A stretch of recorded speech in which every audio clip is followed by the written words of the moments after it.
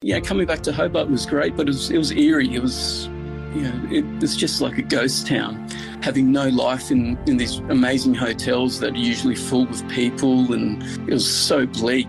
So I thought I don't know, maybe we'd be closed by this time this year. So we're still here and we're busy, and I mean, we're very grateful for it.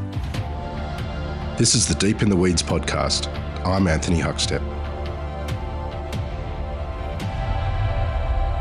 For many of us, our chosen vocation is not the one we intended. In fact, most people really have no idea where their future lies and instead wait to let the cards fall before taking the plunge. Life in the hospitality industry is not about the final destination, but the journey that helps form our ideals along the way. Jeff Workman is the head chef of Peacock and Jones in Hobart, Tasmania. Jeff, how you going? Yeah, good, thanks, Huck. How are you? I'm good. Thanks for joining us. You didn't intend on becoming a chef. In fact, far from it originally. But what led you to take the leap and do an apprenticeship? I had absolutely no interest in cooking. I was going to do a carpentry apprenticeship. I did a lot of different odd jobs, just around sort of handyman work, working in factories, working out at Ingleburn unloading trucks. And I guess what sort of turned me onto it was a guy that lived down the road from me. He was a chef. And he just said, look, there's an apprenticeship going down the road at the sports club. Why don't you have a crack? And at the time, there was a show called, I think it was My Restaurant Rules. And it gave you a lot of insight to what was happening in the back of the house, in the kitchen. And I just thought, oh, look, I can peel potatoes, I can peel onions. Why not have a go? So literally would just get on my skateboard, skate down the road, rocked up, asked for a job, and I just got the typical, like, look, this is a hard career, the hours are long, it's going to be tough. Are you sure you want to commit to it? And I was like, yeah, why not? I've tried so many other things. If I don't give this a good crack, I really don't know what else I'm going to do. So I actually did 3 weeks there straight. Chased up my overtime, and I didn't realise that, underpayment and all that type of thing was a bit of a part of the career. So that sort of came back at me, and I said, well, I'll go to Fair Work, and got into this big argument with the owner, and I just said, you know what, I'm not doing this. He handed over reluctantly an envelope full of cash, and then I ended up getting a job in a cafe it's actually in a shopping centre. And that was, I really enjoyed that because you just had some really cool people working there. It was fairly lighthearted, pretty fun stuff, not like a strict disciplined kitchen. Ended up doing a year there, and they're like, look, why don't you at least just try one restaurant, fine dining or something in the city. And I was so naive back then, I had no idea about restaurants. I didn't know anything about fine dining or modern Australian cooking. So I just walked around the city just handing in resumes to hotels anywhere and got nothing back. I actually got a job trial at a little French restaurant that was owned by this really old Japanese guy. Did my trial, and I felt like I couldn't communicate very well with them. So I said, look, I don't think this is going to work out. And then I ended up getting a job offer for GPO at number 1 Martin Place, which is still there. And it had 2 hatted restaurants, another restaurant, Mario Perchiocco's restaurant at the time, Intermezzo, son of Armando Perchiocco. And they had a few different food outlets. And so I got moved around through them. And that was a good experience. And I think that sort of was the beginning of a career in sort of like a more corporate style world of being a chef. So that was a big operation. Ended up going into Prime and Post. So they were 2 separate restaurants, but it was under one kitchen. I don't know how they made it work, but that was busy. You know, booked lunch, dinner, cooking for 2 different restaurants. So I think one restaurant was 90 covers, the other one was 60. Yeah, and that was predominantly a Japanese kitchen. So the head chef was Japanese, sous chef Japanese. It was very strict, very disciplined, and I'd be honest, I sucked. Like I hated it. I would walk to the door and just be like, "What am I going to get in trouble for today?" But I just kept trying, and it opened up a world of things like, you know, how amazing Japanese knives are, how much pride they take in things like technique and skill. Ended up doing a year there, and I went to work at Glass, and that was crazy. You know, the services were massive, even bigger than what I was doing previously. And they were just these loud, you know, exciting services. You're doing 200 for lunch, 300 for dinner. You were just this one unit moving forward, pushing food out at a, you know, hat level. I think we looked in the guide, and it was the biggest one hat restaurant at the time. And, you know, a lot of that came from the head chef, Joe, who had a really strong work ethic. He was there 8 o'clock in the morning till finish every single day. Every single day was on. He was always there while we were all sort of doing a couple of split shifts, but mostly singles. And, you know, he would just be there driving the team forward. Well, he's a bit of an unsung hero in the industry. What was it like working under him, and also Luke Mangan, who obviously is a big part of Glass Bar doing his restaurant? Joe was a hard ass, man. Like, he was big Croatian dude. I copped a few bollockings, that's for sure.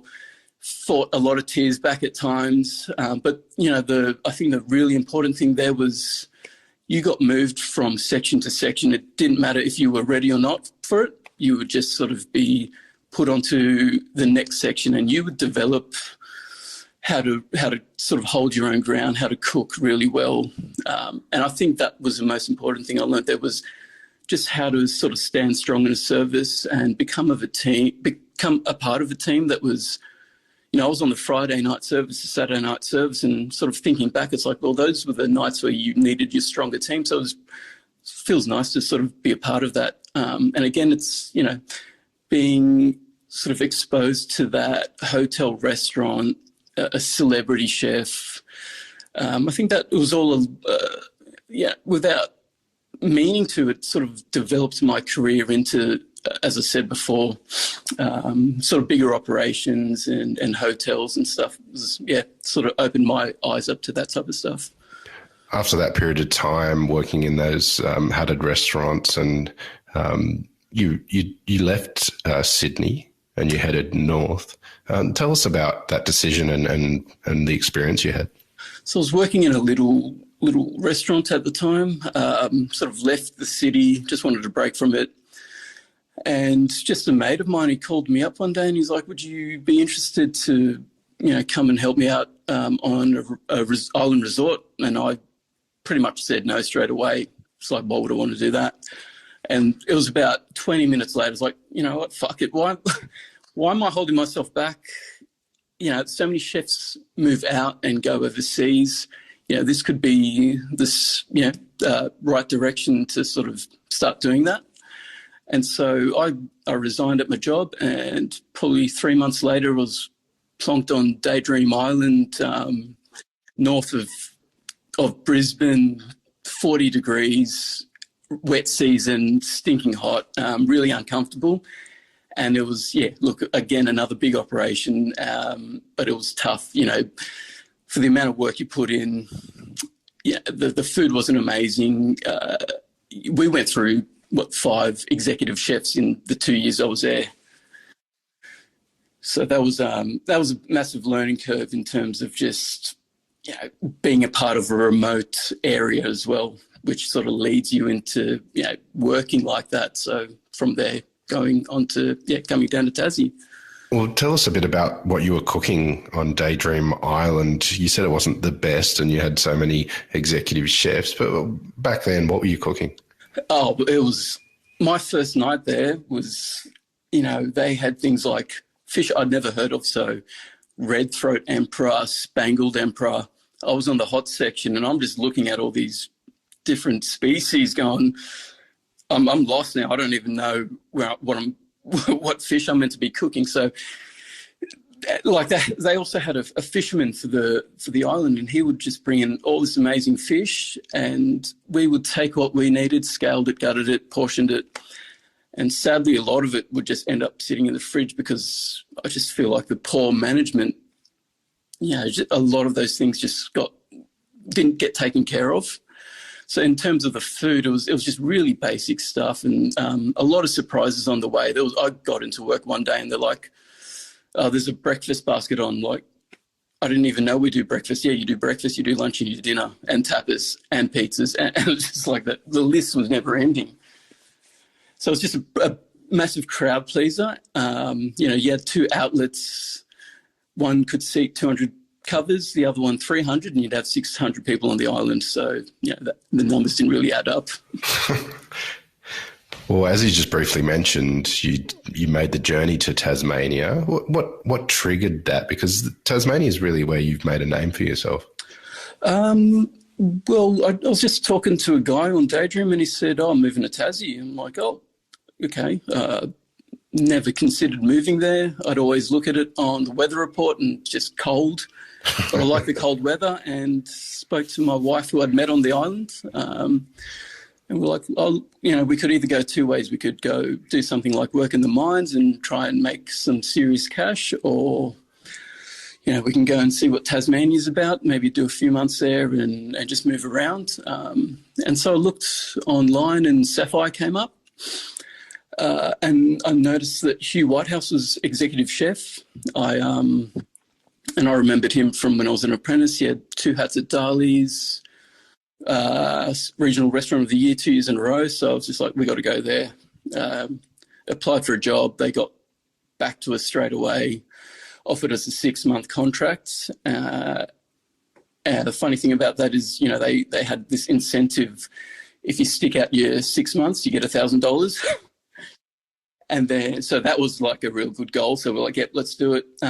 But no, look, ended up being there for 3 years. We got offered to stay on. We got really well looked after there. It was probably I reckon it was my favourite job. There was a lot of self-development. You were doing things like cooking classes, in-room dining. So you'd cook for some guests if they liked. A lot of engagement. And that's what the place is about, sort of tailoring to the guests' needs, requirements. The staff ratio was, the amount of staff was outweighed to the actual guests staying there. So it was really impressive little boutique hotel. You briefly touched on Hugh Whitehouse. What sort of impact did he have on your career, and has there been other chefs to really make a mark on who you are? Yeah, so Hugh, he really encouraged me to do what I'm doing now. Simon, who was sous chef at the time, I really enjoyed working with him. He sort of would always have the saying, you can do it you can cook however you want, as long as we get the same result, I don't mind. So there was always a bit of freedom around him that I felt really comfortable around. As for Hugh, he was just a pain in the ass and just gave you a hard time, but he was tough but fair. In terms of other chefs, I did a year at the Observatory Hotel at Galileo. And that was under Masahiko Yamoda, so Chef Yomo.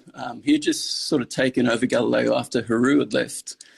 And he, I at that time, I was looking for another job, wanted to work somewhere like Key or Rockpool. And then a mate of mine was there as well. And he's like, oh, you're on a break for 2 weeks. Do you mind coming in, helping us out? We don't have enough chefs. So I said, yeah, sure. Went and helped out and just loved it. I loved that, just had a sense of pride from the recipes were written in French, the dockets were called in French. All the chefs were so disciplined. They were all about your technique, improving your skill.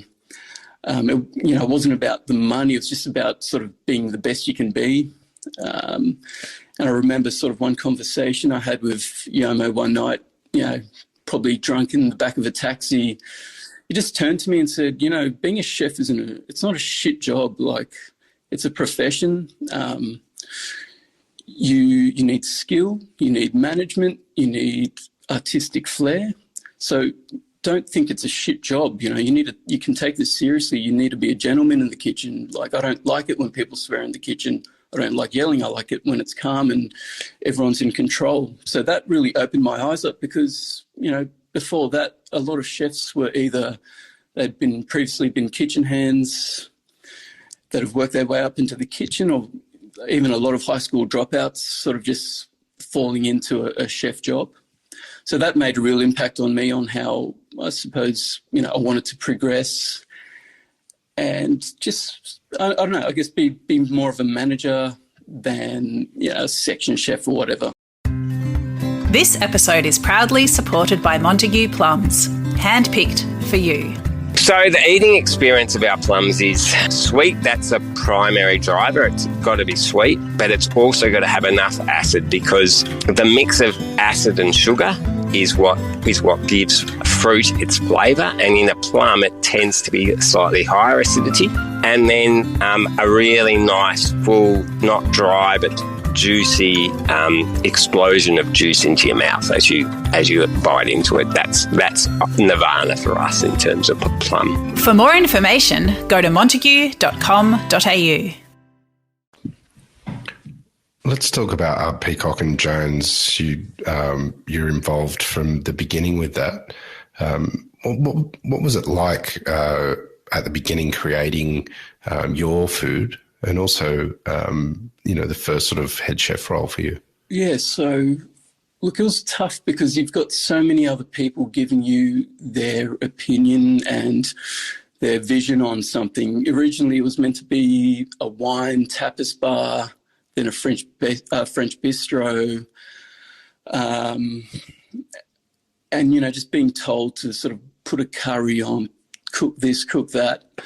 I just started to ignore it and just started to sort of try and develop my own style and just cook the way I wanted, and use flavors that I wanted. As for being my first head chef role, it was kind of tough because you don't understand the way the seasons work in Tasmania. So that was a huge learning curve. I was out one night with a mate and he's like, what are you doing with your tomatoes at the moment? I said, I haven't got them on the menu. It's like, you're 3 weeks late. And that, the penny drop was like, you got to be on the ball down here. They do things their way according to season. So you just got to know where you're at, know what's available, even be 2 seasons ahead, so you're on top of your menu. As for the food, we just cook fairly simply, try to look after the produce as best we can, care for it as best we can.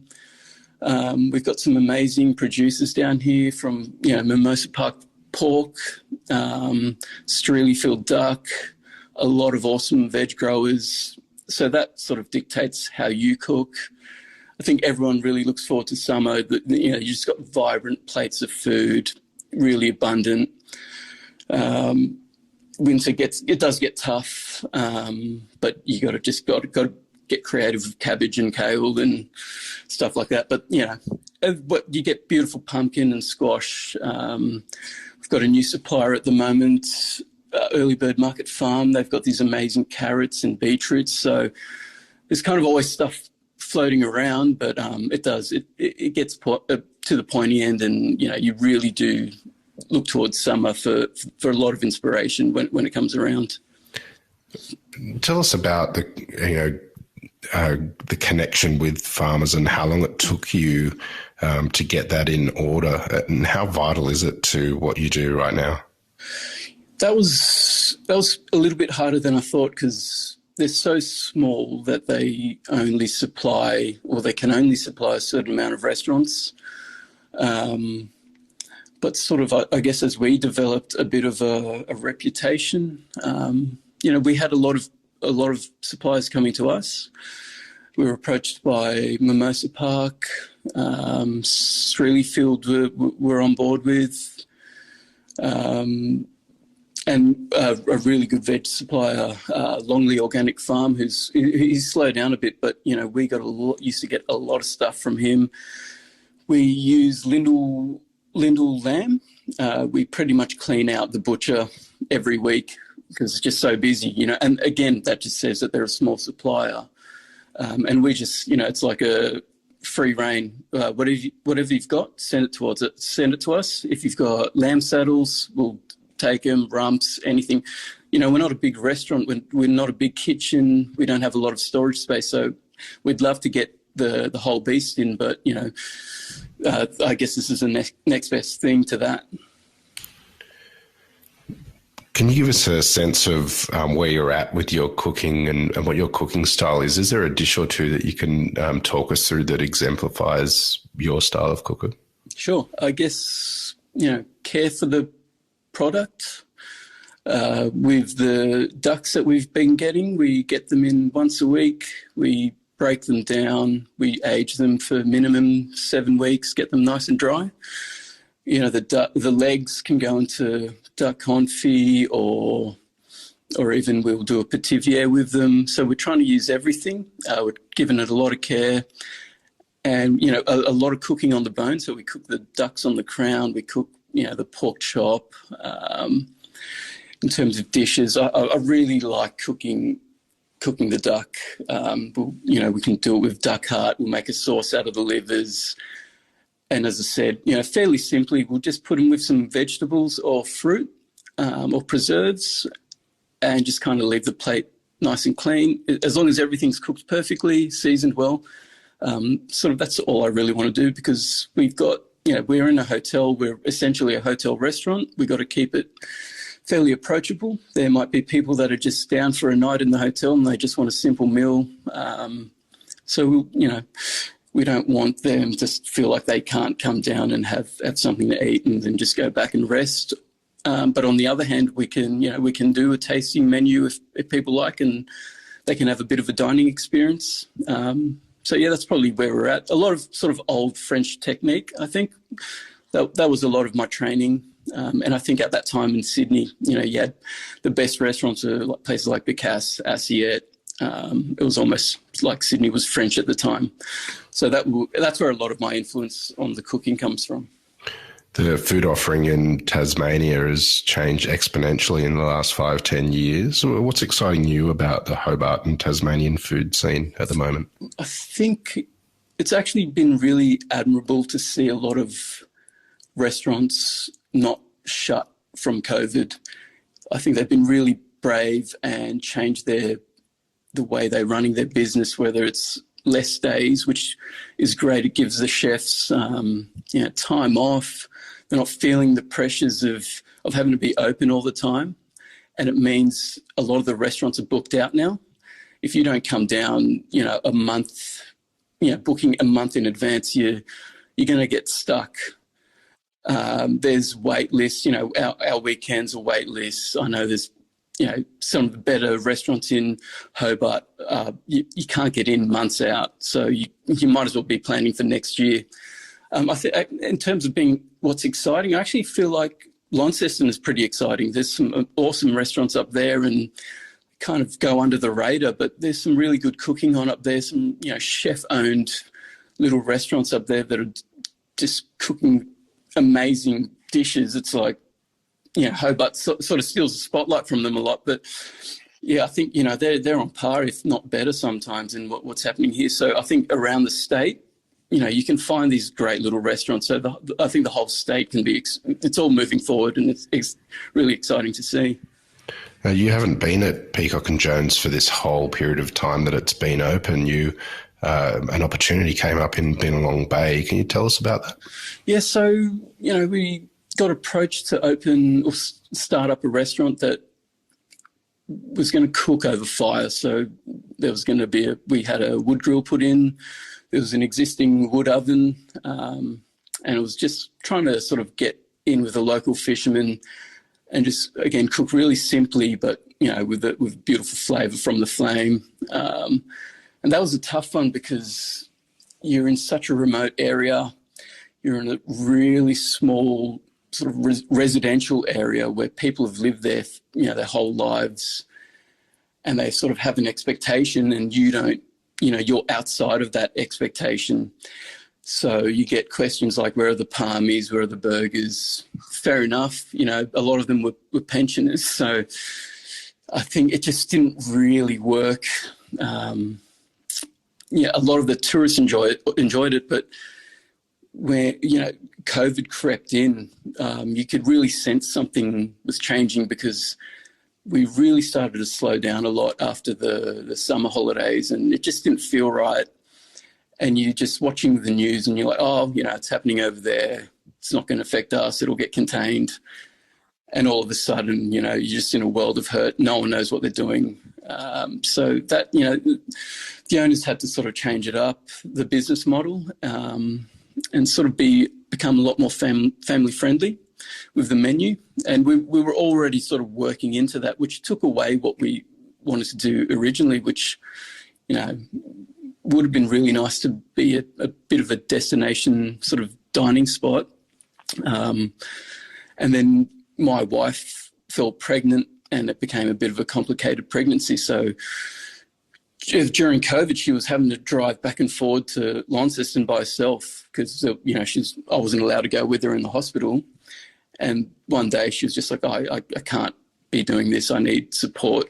And I was feeling the same way. So we just decided, we'll move back to Hobart. And I was always getting messages from my exec chef jokingly getting me back to work here. And, all of a sudden I'm asking if it's still going. So, and that we worked on that. And, coming back to Hobart was great, but it was eerie. It was, it's just like a ghost town. Coming into work to have discussions with the general manager, having no life in these amazing hotels that are usually full with people, and the full restaurants are full bars. It was so bleak, and we didn't know what we were sort of going in for. I thought maybe we'd be closed by this time this year. So look, we're still here and we're busy, and I mean we're very grateful for it. How much has changed you in this time, given the experiences that you've had over the last year and a half? And has it changed your cooking and the offering as well? It's changed me. I've had 2 children since.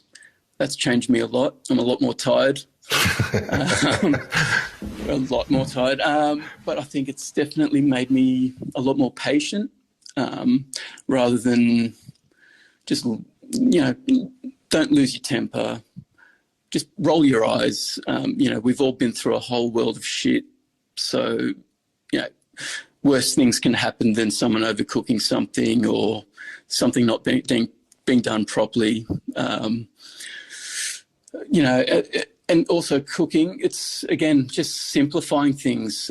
Don't take it too seriously, because we can all go through all that again and it all gets taken away. And you know what, all the press, all the reputation, all that, it can get taken away from you so easily. And what I think a lot of us found was a lot of that didn't really matter. The brutal truth was, you got to be happy. You got to be enjoying what you're doing. You got to be, making your guests happy. That's really changed the way I'm thinking. It's just go to work, enjoy it, and make changes at work that are going to make people happy at work. I think it's been mostly positive. For someone who had no interest in food or cooking when they were young, you've made a hell of a career out of it. What is it that you love about restaurants and cooking? I love the teamwork. I love feeling like it's, a part of playing a sport almost. You, as the head chef, you're the captain. Every night you have to perform. You have to lead everyone to almost a victory, almost a win against these dockets that are coming at you. Complaints, you got to really stand hard and lead by example. that's what I really enjoy about it. It's like just being part of a team, and also working with your hands, creating. I think a lot of pleasure comes from just making things, and when you're even just simply making a staff meal, whether it's a beef braise or whatever, it's like you've made this delicious dish and you're sharing it with people. I think there's a lot of enjoyment that comes from that. Also, even just interacting with the guest, a lot of guest engagement, taking food out, talking with them when they, walk past the pass and they want to have a little chat, and it's all positive. I mean, that's where a lot of the satisfaction comes from. It's not who's the best. It's not who's number one. It's like, you did a good job on the night. You've made someone happy. They've come in and you've blown their expectations away, and they come back. And it even leads into the front of house. It's like teaching them, encouraging them, watching them develop, watching them get excited about putting the plates of food down. Yeah, I love hearing them explain the dishes with so much passion. And some of these people have never even worked in food. They're not interested in food, and they just develop this passion for it. So it's like, when you see that, you feel really good about it. You've had some pretty big changes in your life over the last year and a half or so, with new family members, change of restaurants back to where you were cooking before that. What are you looking forward to, and what's your goals sort of in the next couple of years? I guess I'd love to work on sort of more time with the family. You're stuck at work all day and you miss out on a lot.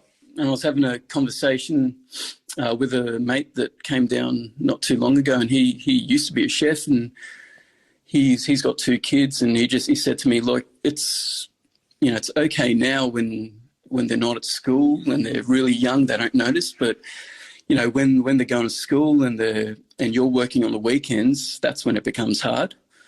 And he just took this change in job career. He's just working at a mushroom farm, working 3 a.m. till midday, and he's like, it's great. I get to pick my kids up every single day, and I get to be with them on the weekend. So I think some more of a balance with family life is important.